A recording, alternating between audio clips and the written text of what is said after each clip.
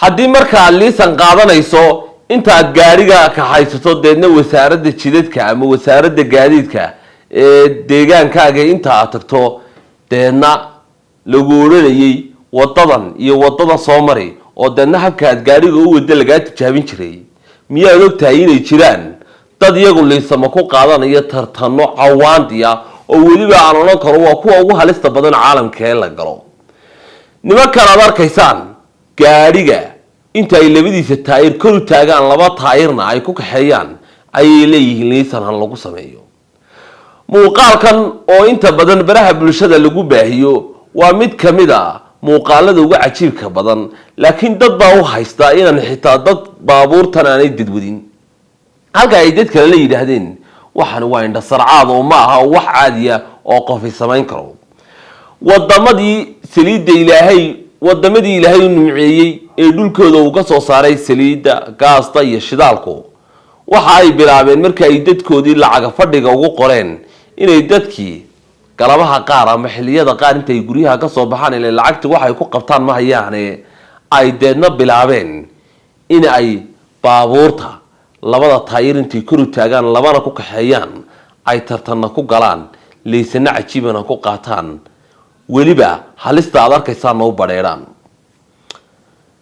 muuqaalkan waxa inta badan lagu baahiya wadamada carabta sida Sacuudiga, Imaaraadka, Kuwait iyo Qatar oo wadamada Ilaahay subhanahu wa ta'ala dhulkoodii u nimciyay liisankii maanta carabtu kuma qaadanayso oo kaliya taa inay aayar baabuur ka hayaan laakiin liisankii baa qiimo kala leh oo darajo si kala leh oo waxa uu si kala leeyahay leefalo oo qofka ku qaadan karo liisanka kuwani waa kuwa ugu liisamada adag leh ama liisamada adag ku qaadan kara waayo qofka halkan waxa uu bareeri karo uu yiraahdeen geesi dhalay ba halkan iman kara deena tartanku waa furan yahay qof kastana waa u furan yahay weliba dadka Ilaahay uu nimceeyay ee markii ay baabuurtii meel ay kala geeyaan gara waayay deena baabuurtii hawa soo jabaynta yiraahdeen tartanku galaya baabuurka halka la mariya marka la yiraahdo uu toole labadiisi lugood caadiga dhulka lagu taagay isagoo cararaya meel walba sii deynaysa shakalada sii deynaya meel walba dadna ku cusub ay iska kaxaysanaya la waa nimankan Ilaahay nimceeyeen gaarashka aan iyu geynayni dadna sidaas ku wadayaan oo siiri waday leedahay oo waxay leedahay ragaga iyo dad daawado oo sacabiya oo dadna qofka tartankan meel fiican ka keena dirijo ku helaa waa la abaal mariya geesi baa loo aqoonsadaa macallin weyn baa loo aqoonsadaa dadna xariif uu ka jiro dadna waxa sidaas ku dhaqan gasha oo markaa ay noqoto wada furan oo ay dadku ka wada qayb galaan waayo meel lagaaga horeeyay daadbu wad mariyo wadada doonta ku keentay laakiin waa suuragal inuu qofku lafiisa halis ku galiyo oo dadnaba u geeriyoodo oo ku dhinto waana wax suuragal ah oo aan cidina dafiri karin taasi daawaday muuqaalkan hadii uu ku qanciyay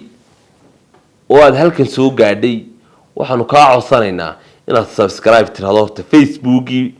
maanta waanu la soo gurno YouTube na waanu nimide balna YouTube kana subscribe tiraado Facebook hadda ka daawanaysan aad follow noo tiraado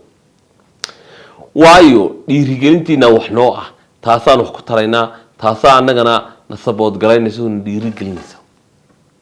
muuqaala badan waan soo duubi doonaa wax badan oo micnala ka hadlaya adiguna raayigaaga wixii aad hayso waa nala wadaagi kartaa oo raayigaagu waa noo muhiim Soomaalidu hore u tiri xiniyuhu ku aqoon maahe xitaa kuwa lagu la garab taagan yahay waa qayb kamid ah oo walaalka raay wanaagsan ba ku jira talo wanaagsan oo ay ku jirtaaye taladiina nimiyaha walba noo soo gudbiya aqoon-yahano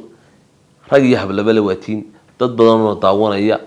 oo dariye dibadda naga daawanaya waa mahad celinaa feedback-yadii ka soo noqday muuqaaladii hore ayaan sababay in YouTube na tagno marka insha Allah khayr badan baan idin rajeynayaa guul badan baan idin rajeynayaa muuqaalkan si fogeeya dad badan si gaarsiiya maanta muuqaalku inta soo koogiya kuwa ka dhaadheer oo ka qiimo badan oo soo daraasayno oo waliba xikmado badan ku duugan yihiin baan idin la wadaagi doonaa waxaan idin leenahay السلام عليكم ورحمة الله وبركاته